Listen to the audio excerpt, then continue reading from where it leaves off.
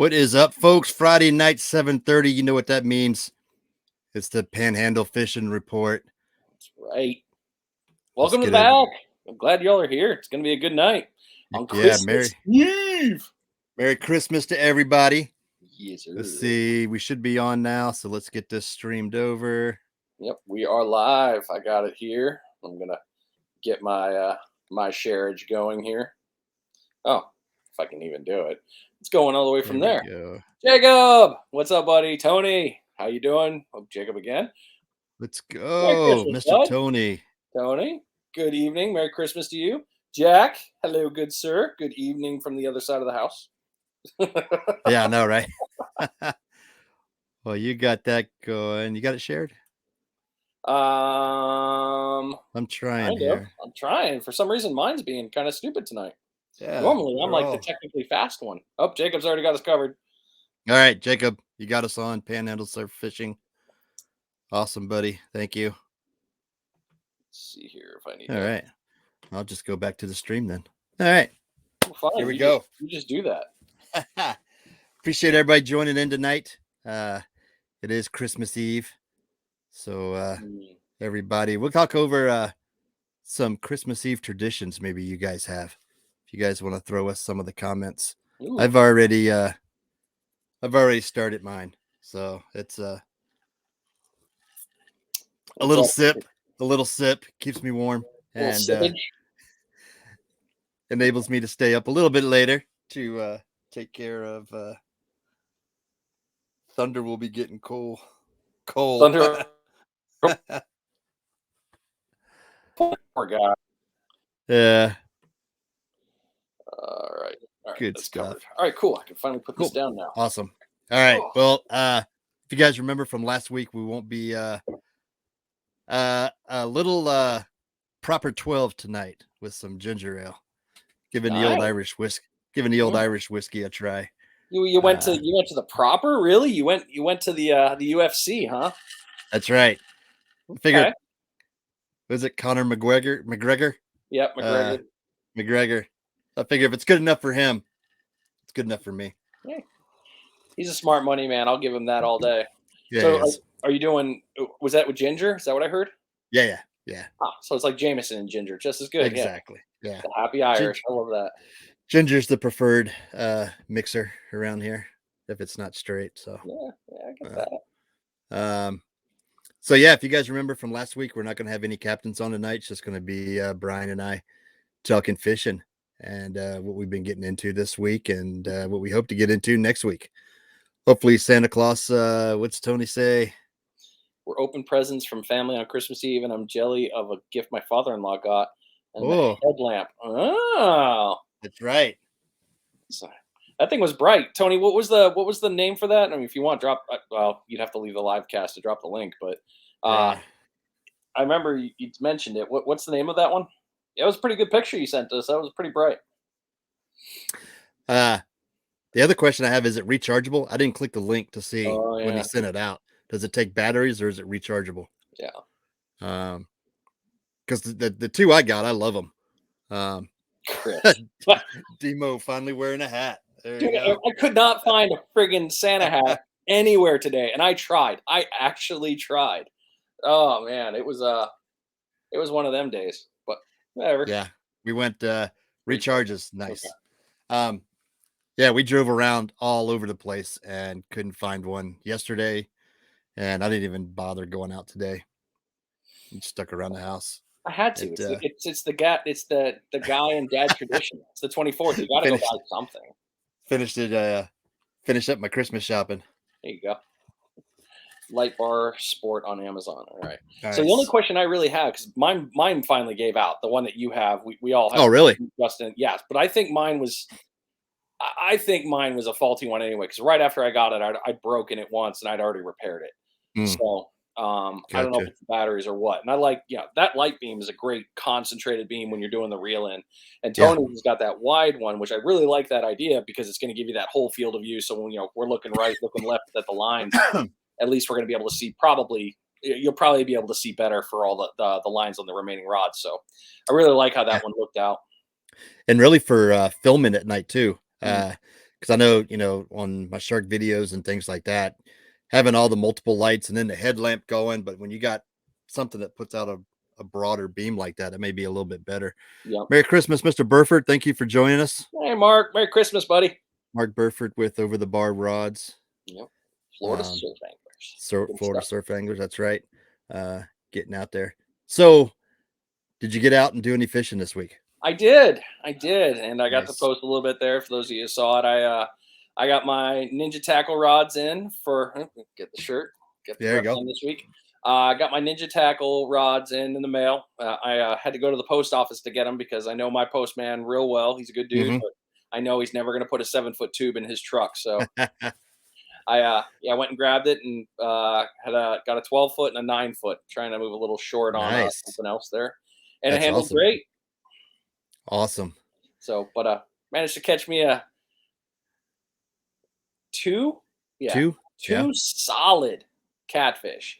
Nice. So I honored my promise to Jordan Gooding, G2, from our podcast, from our episode.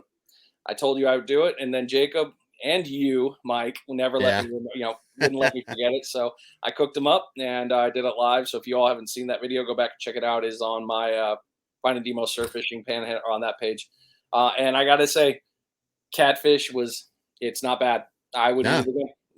It's just, and I think you said it in your video too. It's a lot of work for a little bit of meat, but it's not bad. I mean, if you catch a nice size one, there was somebody made a post. I think it was on Pensacola Fishing Fanatics page, that he's caught his limit of sail cats every night this week. So get on out there around 3 Mile Bridge and grab them. Yeah, Demo is a stand-up guy.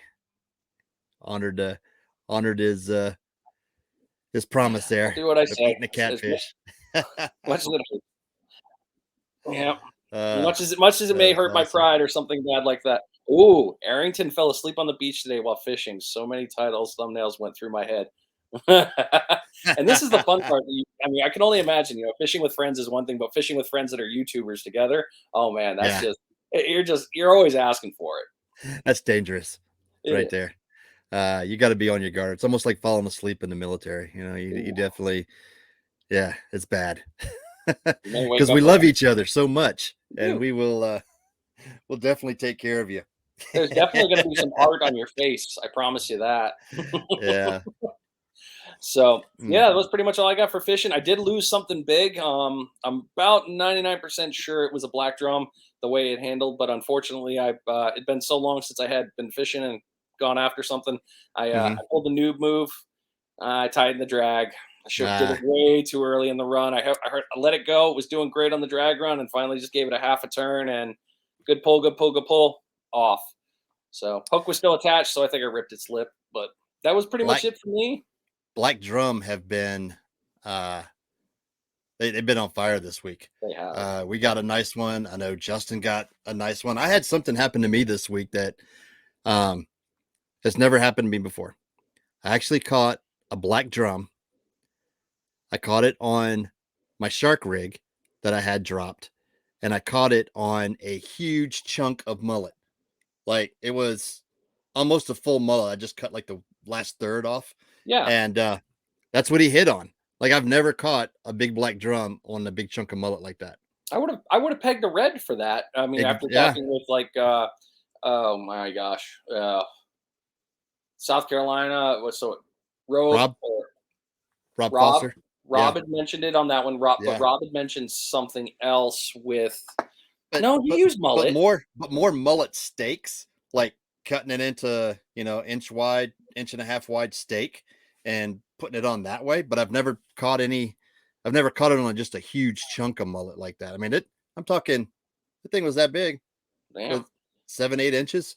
Well, Jeremy had mentioned that too, though, on my last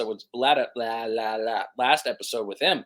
He said mullet is one of his best baits for getting out there and getting the monster fish. Yeah. So I don't know, maybe that might be something we need to start doing more here. It definitely worked. What about you guys? Anybody else catch any large black drum on a huge cliff? Yeah. Cliff got one with Justin. Yep. They doubled up out there. They did. And then whiting. The whiting bite has been on fire. Really? Yeah, I've caught some really nice whiting on the runt rod up close. Mm. Little piece of shrimp, the sabiki hook, and just a little float. And man, they have been tearing it up.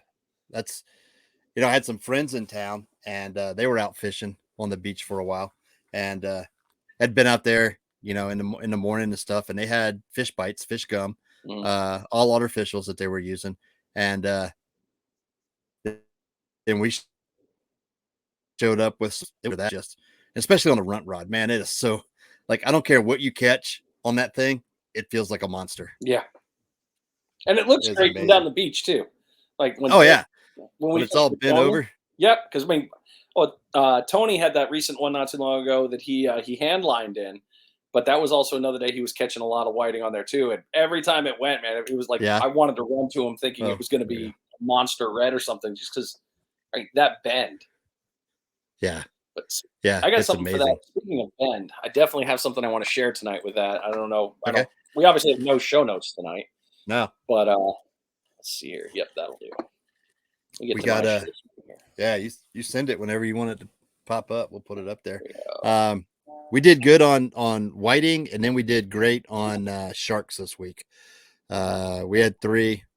Remember last week I said, those north wind nights, that's when I was going to head out, and sure enough, we were actually packing up the last night that they were fishing on Tuesday night, and the one rod took off and started going, and my buddy's son Liam, he jumped on that one and started reeling it in, and that was a nice sandbar.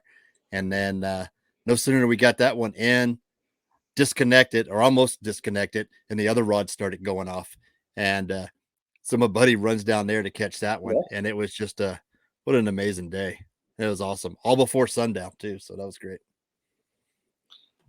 Oh man, Good stuff. It's been good watching. The people have been really getting after some good ones lately, and it's been great. I've been enjoying seeing many people's catches. I think it's not allowing me to share tonight. I see the window, but I I don't see it pop up. Here we go. I'll add it to the stream. Let me pull this down real quick. Get rid of that. Add to the stream. Okay. There we go. So if none of you have seen this video yet, obviously it's on my podcast page. So Blake with Real 30A has another line of rods coming out. This is not his current set of rods that are on the market. Did you ask him about that? I did. Did you? I thought about it. I thought those were the testing for his current rods, but he's got something else bigger coming out. I was cringing the entire time watching this. Oh yeah, best man. Because okay, red drum. Yeah, right. Black drum. Shark. Whale. Pompano. Pompano. Oh! Yeah. So 8 kilos. So did you do the conversion? I didn't do the conversion. I did, and I don't have it up, but we'll just make it easy here.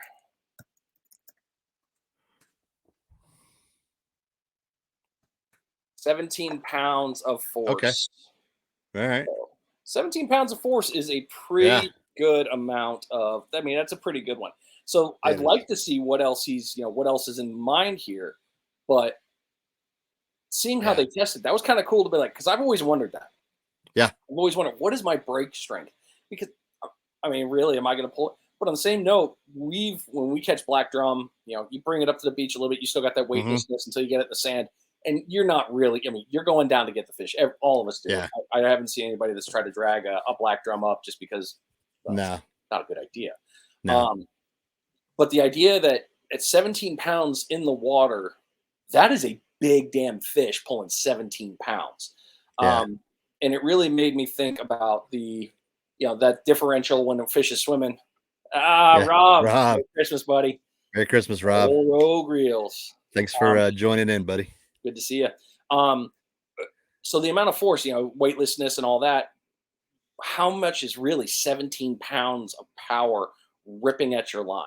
Yeah. So that's going to be, I'm really interested to see what else he comes up with, but I was really glad he shared it because it really showed to me how they really test these things and come up with what pound of force would a 40-pound fish have. That's a great question. I don't know. I don't even know how you would go about, because there's so many variants. You know what I mean? Like you Yeah. were saying, the different buoyancy when the fish is in the water when you're pulling. I mean, you're not pulling a straight 40 pounds coming in until it hits the shore, and then you're trying to pull it up the sand there. Right.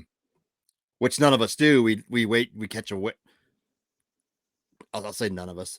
A majority of folks will wait and catch a wave so that it helps bring that fish up to shore, and then you walk down there, grab it, and bring it out. I mean, so it gives you that little bit of momentum there. What are you thinking? All You're right. just like, ooh. Well, here we go. Hold on. What, Add me in, what'd you do? sir. Go Google? All right. Yes, I asked Gunny Google. Oh, Gunny Google. All right. Right there. So Archimedes' principle, running in that sample, a cubic foot of fresh water weighs approximately 62.4. Salt water weighs 64. Extra weight is because of the salt. All right, cool. Great. That gives us that one. But here, negative buoyancy, it'll sink. However, buoyancy up 62. So if it weighed in the water, it would only weigh 0.6 pounds. So just over a half a pound if it was 62.4. A 62-pound fish only weighs No. So what think about, so with Archimedes' principle, thinking like, all right, this much is how much this much weighs. To float, you would have to be, you have to be a positive, negative buoyancy, right? Positive buoyancy, you're staying up. So negative buoyancy, it'll sink. So 62.4, if in the water, it would weigh 0.6. So you're getting that differential. So if you're in those different numbers, like the 64 pounds up here versus the cubic foot, so play that one in, I guess you could say negative buoyancy, force and matter, because a 6-pound pompano. Don't work too hard. I'm starting to see the smoke. I'm dumb. Yep. I mean, I'm on the right track. Yeah. I know I'm on the right track, but force like that, because the fish is heavier on land versus water. So that would be something definitely to look into more. And I'd be happy. Hey, I'm all about it. Now I'm gonna have to read this. It's gonna haunt me all night. But I think that Archimedes' principle is the right way to go with this. I think we lost viewers of my craziness.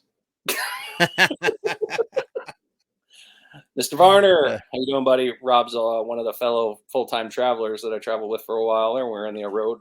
Merry Christmas to you as well. Nice. Merry Christmas there, Rob. Thanks for tuning in. Thanks for joining us. Let's jump into weather for next week. Mm-hmm. We'll go here. So tomorrow, Christmas Day. That's why I love living in Florida. 77 degrees. Partly cloudy, a little south of west wind. Shouldn't be all that bad. 13% chance of rain. It'll be nice. 10 to 20. That won't be too bad. Sunday's looking good though. 78 degrees, a west southwest wind, and it's light.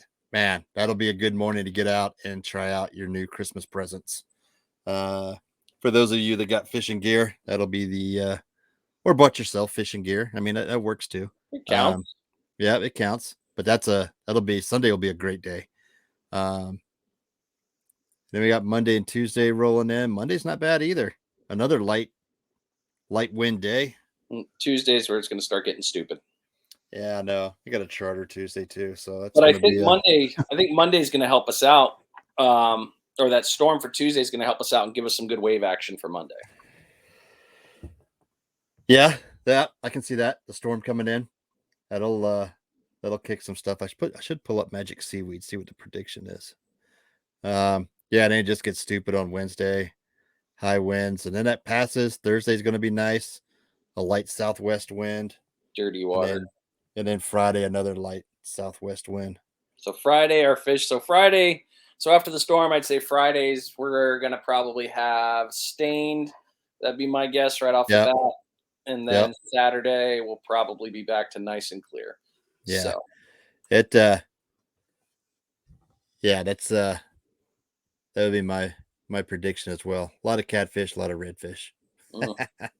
Like me some reds. So yeah. Speaking of that, since we don't have show notes, and talking of the run, I think we missed it, man. I do too. And I, looking back, I'm going to go with it was the week that we had that nasty weather in November. Ooh. And they just went right around us and kept right on going. Because we couldn't get out. I'd buy that. Now, I'd like to think that it's going to happen. We get a super late, and December's going to be great. But I think there's going to be some pompano caught, but I don't think it's going to be heavy. I mean, Justin got some pompano this week. Yeah, you got 2 pompano yesterday, 13 and 13 and a half. Yeah. So, I mean, they're being caught. They're out there. It's just, of course, we have residential pompano here all year long. So, I mean, it's the warm weather, the perfect conditions ends up bringing them in. So remember, everybody, if you're going to go out there and fish, the structure game is going to be important right now. It's not like our normal springtime, summertime where you go over the back of the bar, hitting that far side. This is the time you got to get a little bit softer in your game. He caught his off a point, and he was on the cut of it. So one of my favorite things that's always been kind of in that one is if you're in a bowl, I like to go around the bowl because I know that they're going to start doing their little circle thing up and down, in and out. So if you can play the bowl a little bit, try to find those edges. Don't just drop it in the middle and expect the best. That's good redfish territory, sure, with a good cut, but give yourself those other options. Give yourself a little bit more with the sandbars there. Fleas, ooh, good question.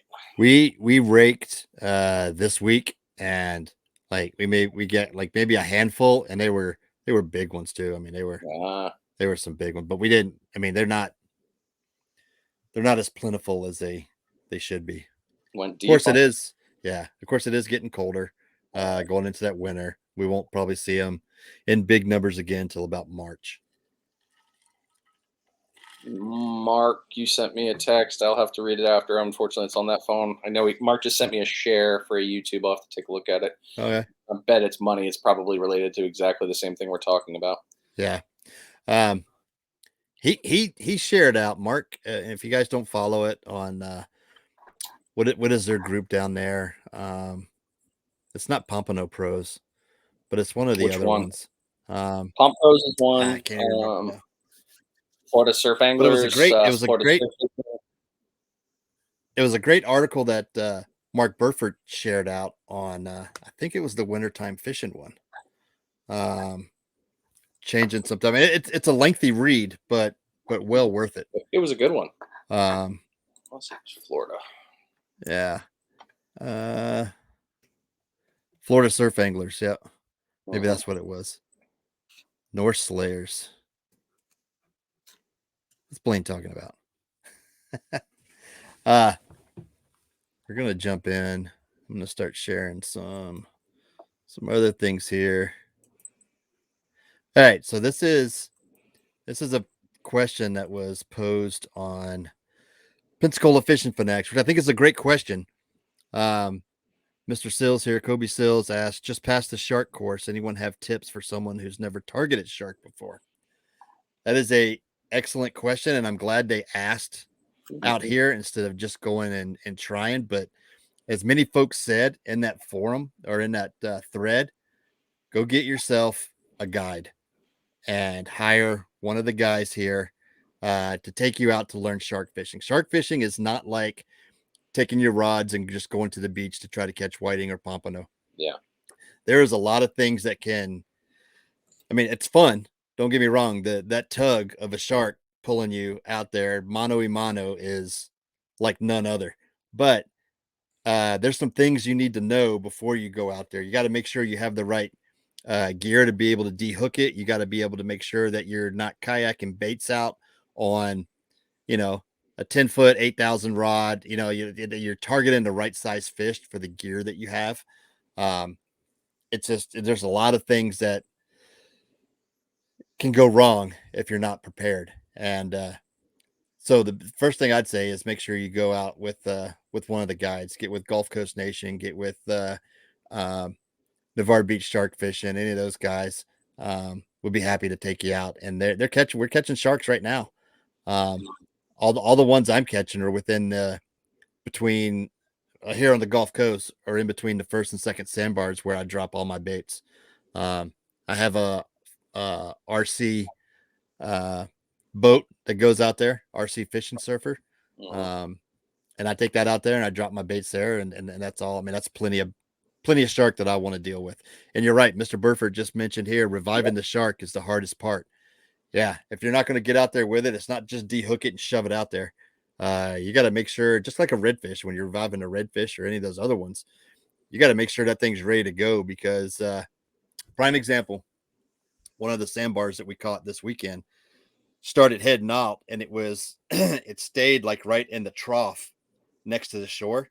And there was no way he was going to make it back out. So we had to chase it back down, get him back, pull him back out, get him turned the right way and walk him out a little bit deeper to make sure it was headed out in the right direction. Cause otherwise those things, I mean, you may think he's good to go, but he'll end up getting out there, getting stuck or washing back up on shore if he's not ready to go.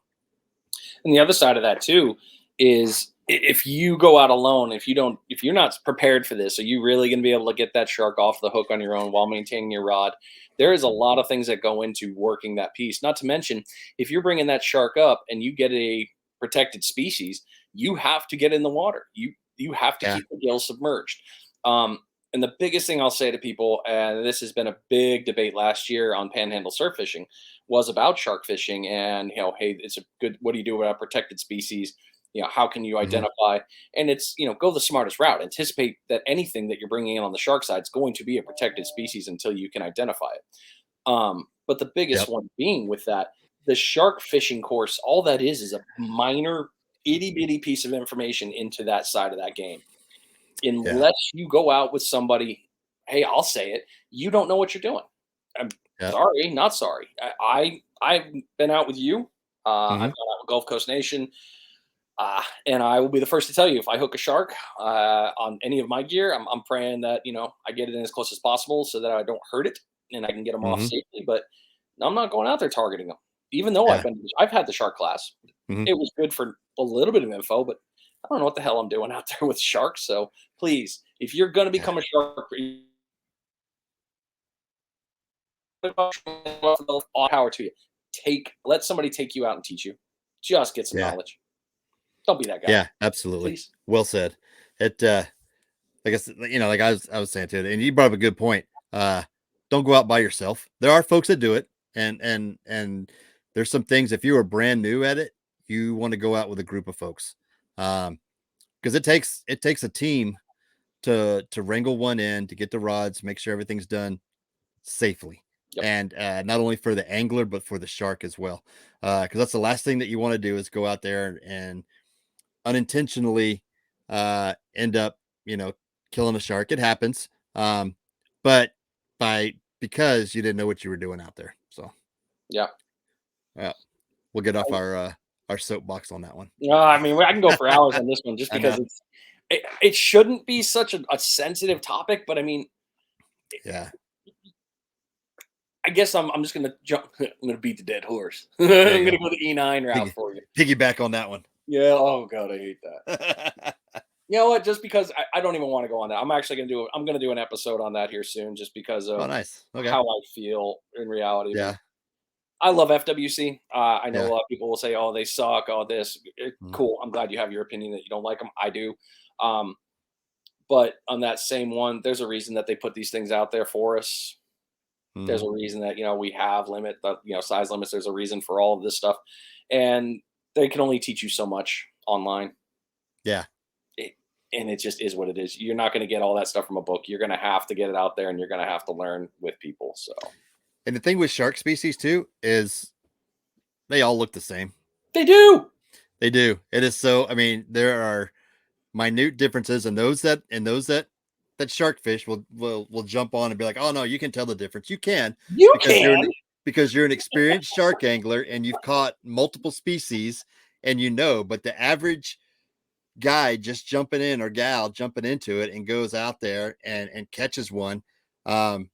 May not know the difference between a spinner and a black tip or an Atlantic sharp nose. And, there are certain slight differences, or a sandbar, or a dusky or whatever, especially this time of year that, the only ones that's really you're going to know are makos. And if you catch one of those, good on you. Cause call me. You put your time in. Yeah. Call me. I'd like to come down to the beach and see that. I just want to see it. I don't care about, I just want to see it. Yeah. But, thanks, Chris. Appreciate you. But yeah, there's a lot of there's a lot of things to look out for. What else we got on the old scroll? Let's see here. What you got on your scroll? I've got a couple of fun ones to bring up that I don't even need to scroll, but fun ones to talk about. But yeah, oh yeah, this guy, Santa Claus, out yeah. there fishing. Looks like Princess Beach, maybe. I don't know how you identified that, but it looks nice out. It's Princess. Is it? Yeah. Oh, Well, yeah. actually, it's before Princess. No,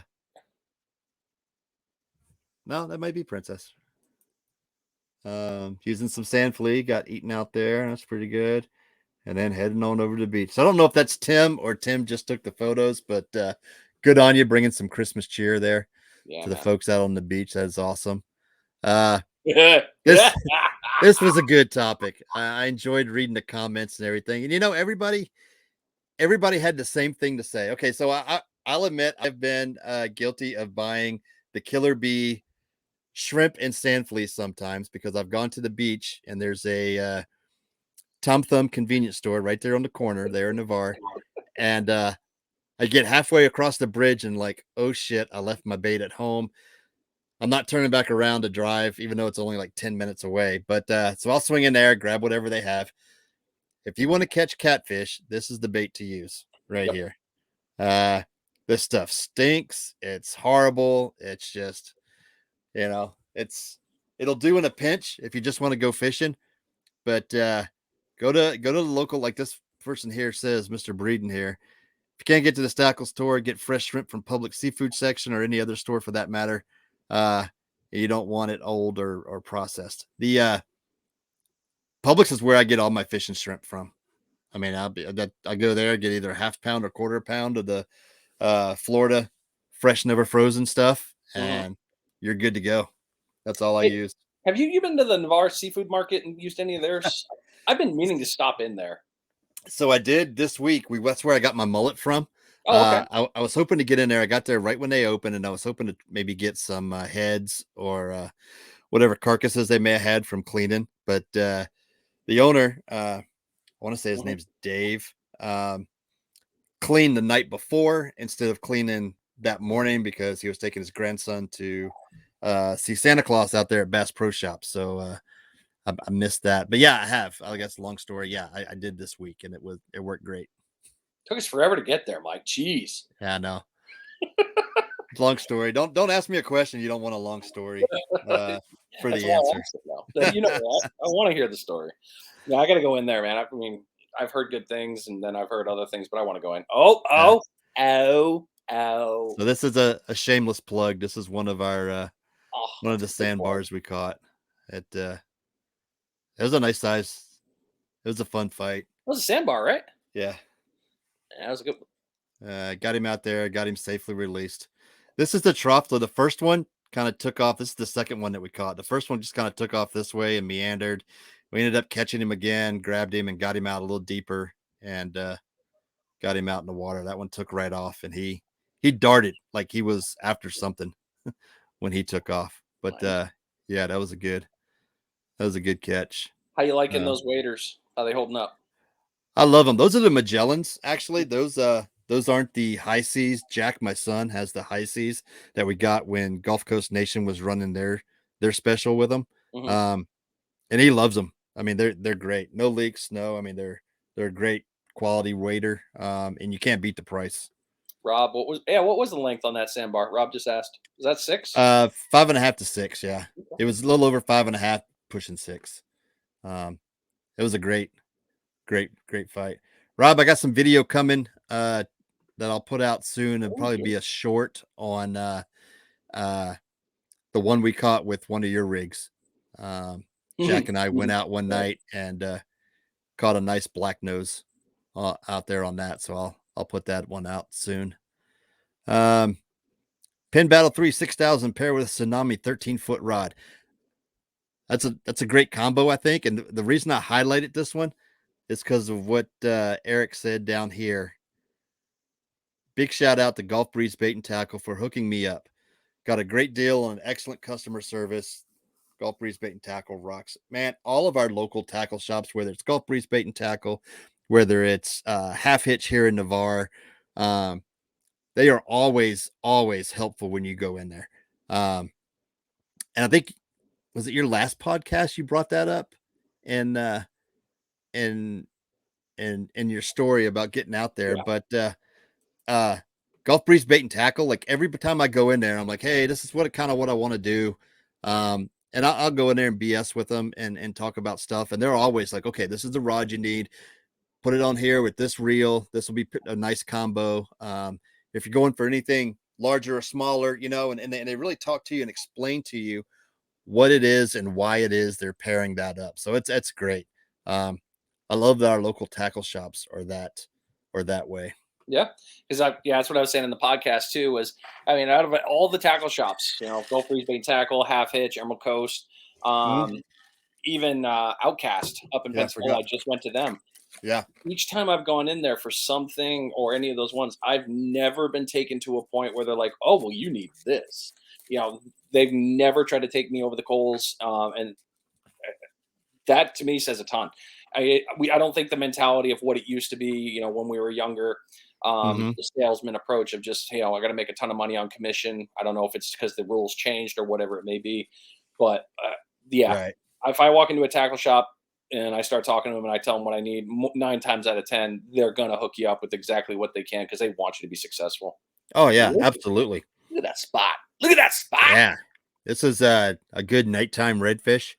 Nice catch, John. Yeah. And then another one there. That's another nice, nice shark. What do we got there? I don't know what it is. I can't even tell. Off of that picture right there, I'm going to go another sandbar. The dorsal looks a little short, though, for a sandbar. Those short, but the pectorals are so long. The pec fins are longer. See? Again.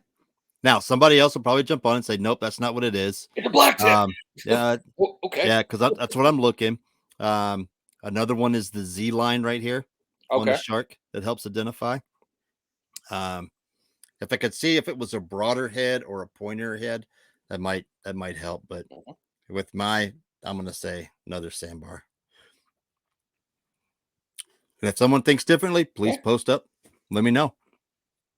Anonymous, you call it this. It's good. Yeah, there you go. What's this last one I got here? Oh, so I'm really anxious to see how this does.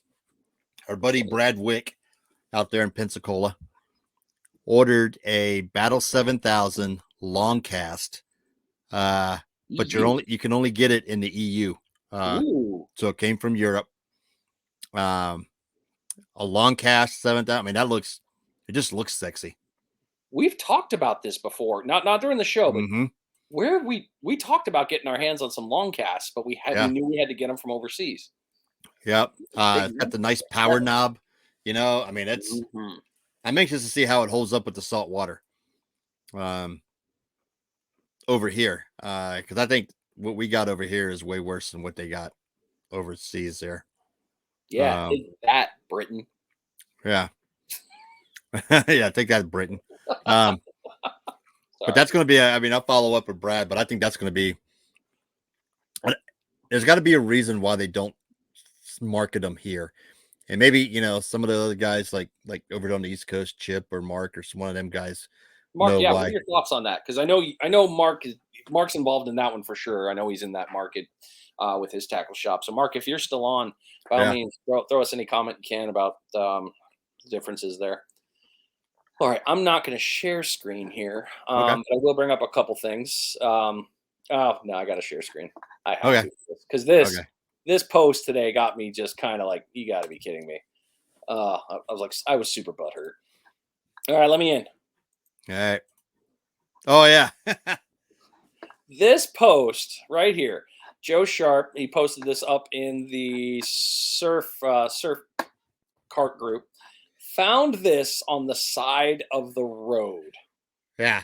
I mean, give me the lottery, son. Or that was the one right there. That's a Fishing Mate Senior, man. I mean, that's the older style Senior. Yeah. A little bit of work here. I mean, you see the rivets are pop, whatever. Get some new ones in there in the aluminum. You can make, this for free. You just found that on the side of the road. Oh, come on. Oh, making me mad. All right. Sorry.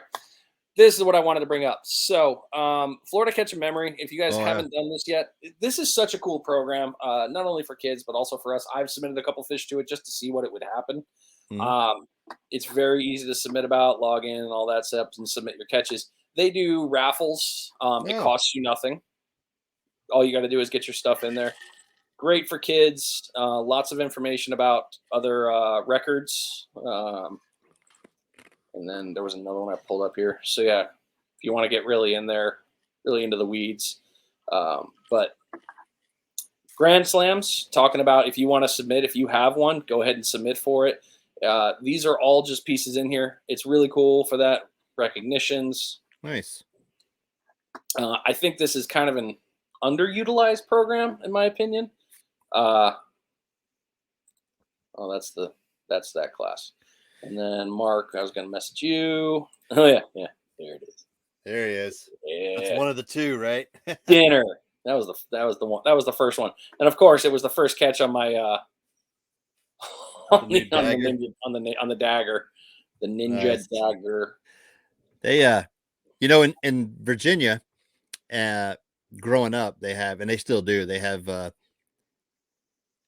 what they call citations. So if you catch a certain size fish over a certain species fish over X weight, then you get a plaque from the state with all the weights and everything on it. It's kind of like the Catch a Memory program that they do. Of course, there's minimums to submit and everything. And there's the only thing I like about the Catch a Memory is, and someone, if you're up in Virginia, you can correct me if I'm wrong, but I don't think they have an age limit or a kids division like they do, like the Catch a Memory program does down here, which I think is pretty cool. And they've added a couple different species, I think, too. So when you look those up, like you brought up, and you look the species up, it'll say adult or kid division, and then you can submit accordingly. But man, I think it's a great program, and you're right, it's underutilized. I forget about it all the time. Because I mean, all you need is a valid Florida license when you're fishing, and then you can submit your catch, and it's great for charter captains and guides and things like that. That if your client catches something, that's just something a little bit extra. You take the time to submit it, and they get a little something in the mail coming back, another good memory of their trip. I'll have to look it back up, but I found a really good one I want to say it was this summer. There was an artist that was doing pictures of your fish. If you caught a monster, you could submit pictures of it with all size dimensions, and they were doing almost like a rubbing. They'd get you art for it. I'll have to look that post. That was a really cool one. So I mean, if you that would be pretty good. Instead of wanting the monster fish on your wall, like our grandparents did. It's like, oh, about 30-pound bass. A nice piece of art can sometimes go a little bit further and a little bit easier to get authorization from the CO. Yeah, right. It's art. It's art. I'm being sophisticated. Love me. Yeah.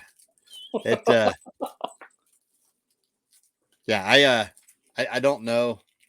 That would be pretty cool. But half the time when you catch, sometimes you catch a big fish like that, if it's over slot, things like, you're not thinking about registering that fish for a memory. You're thinking about, okay, revive the fish, get it back in the water, get it out there quick, because the last thing you want to do is have it float belly up and back on shore, because you're messing around doing all the pictures and everything else with it. So so I think you're right. I think it's underutilized for that reason. I don't think there's not a lot of publicity for the program. Like there's, unless you know about it, you're not going to go out and do it. There's no advertising for it. There's no, hey, Catch a Memory. Yeah. I see it every now and again on Facebook pop up, but I mean, that's just, you know how ads are. They just pop up when they pop up. We start talking about, cat food. I only see it when I see other anglers post it. Like, hey, got my Florida Memory, my Catch a Memory package in. And it's usually a T-shirt, certificate, some stickers, koozie, towel, a whole bunch of other stuff. So it is pretty cool. It's a great program. I'd love to be upset about stuff like that, but you know what? If it brings awareness, and that's kind of going back to the FWC conversation. Oh, that's the other thing I wanted to share. That's what that is.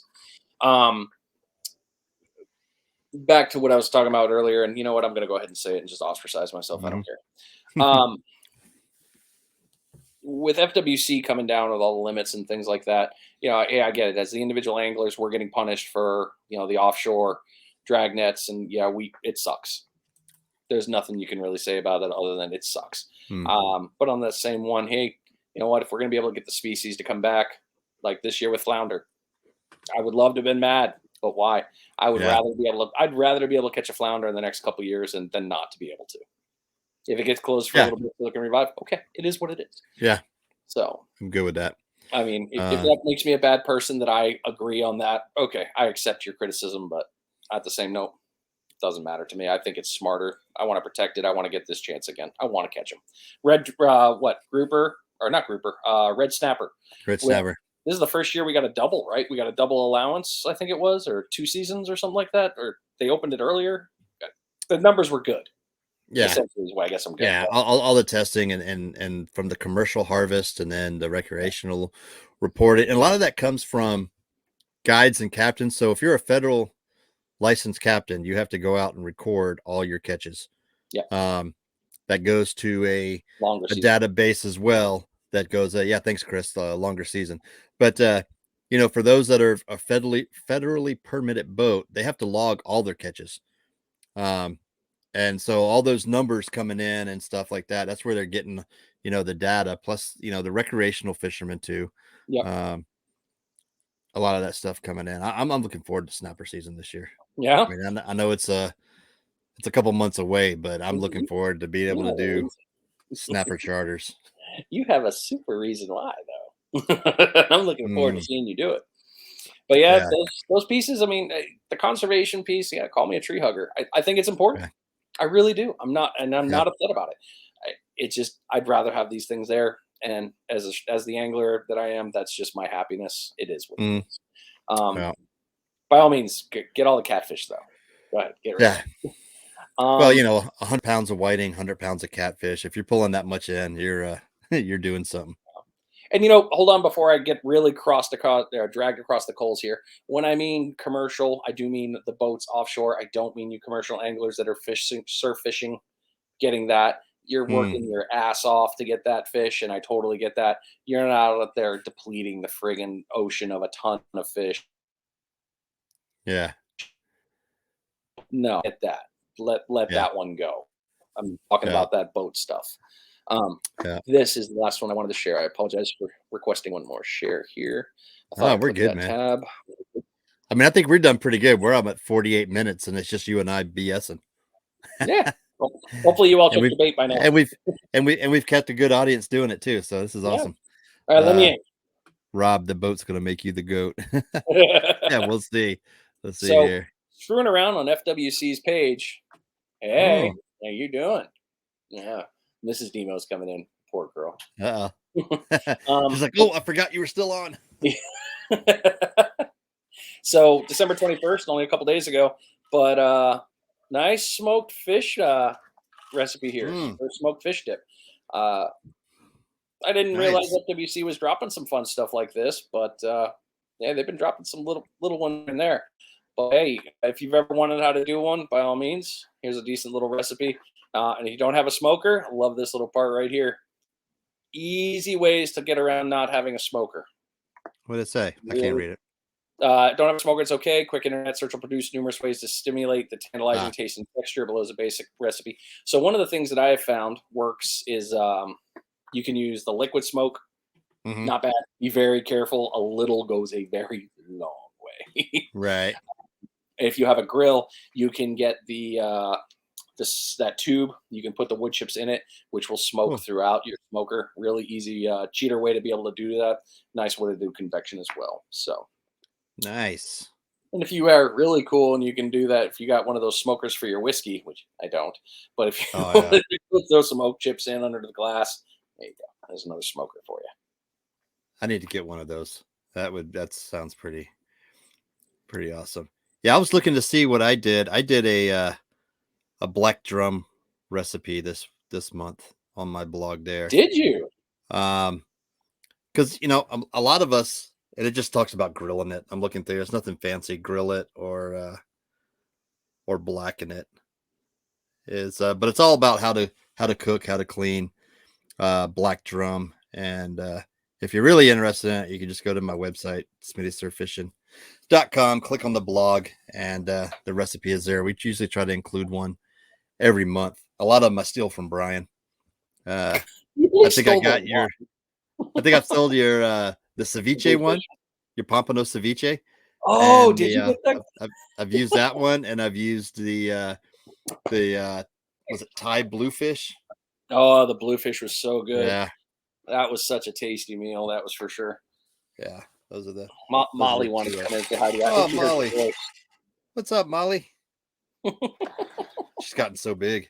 She's a giant, man. Funny though. Anytime, the couple times that it's been around this, she still recognizes your voice. Yeah. She's fun. She's the best. She is the best. Yeah. All right. So we've got some decent weather coming. Tomorrow is Christmas, which means a lot of you are hopefully going to accidentally find a 6 to 7 foot tube hiding behind the tree or in your stocking. Oh, that'd be awesome. Nice little box. Hopefully you're able to get your hands on some other fun stuff from some of the locals. Rob Foster, one of them. We see Rob posting up a lot. He's got some really cool rigs. I know you use them. I use them. Salty, Santa. Was it Santa McCrory? Santa McCrory. He did some fun deliveries to some people. Salty's had some good stuff out there. And there's been a lot of cool things that have been going on. So hopefully you got some of that stuff. And by all means, please, you guys are following this. By all means, comment after tomorrow or tomorrow. Let us see what you got for Christmas. We'll bring it up. We've got one more show, before the end of the year. We're going to do this again. But I hope you all got some fun stuff, man. I don't know what I got for Christmas.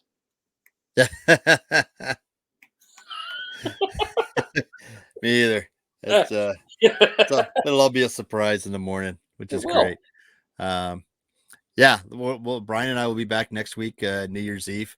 He and I will do the show, and then we'll come back on the 7th, 3rd, whatever it is, the first Friday there, and we'll have our captains back on. I think we got Captain Justin Thomas. We'll be doing our inshore. We'll have Captain Brandon Hilliard. I've got the hookup charters for our offshore, and then for our surf fishing report, we'll have Blake Hunter from Real 38. Real 38. Yeah, it's going to be on. So maybe we got him on there. Maybe he'll talk about his rods. I didn't think about that, but that's going with this. I like where he's at. Yeah, we'll get him on here and be like, so we saw the video. What you got there, buddy? Anything you want to share with us?